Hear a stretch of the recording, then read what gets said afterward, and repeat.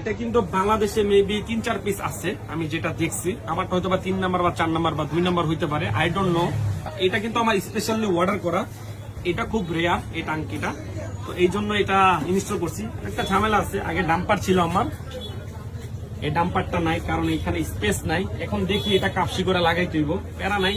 এই ট্যাঙ্কের জন্য আমি অনেকদিন ওয়েট করছি, মিনিমাম 10 থেকে 15 দিন ওয়েট করছি এই ট্যাঙ্কের জন্য।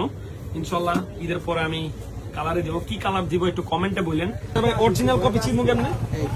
অরিজিনাল কপি চেনার উপায় আছে। আপনার কেটিসির যে অরিজিনাল মালটা কিন্তু কেটে লোগো থাকবে, এই লোগোটা থাকবে।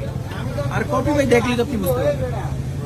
আসসালামু আলাইকুম everyone, this is Mishagar, welcome to my Facebook page. So guys, আবারও চলে আসছি আমি টু হুইলারে। সামনে ঈদ, তো ঈদের আগে বাইকের কিছু পরিবর্তন দরকার, তো এই জন্য আমি চলে আসছি টু হুইলারে। আর কেন আসছি সবকিছু দেখাইতেছি।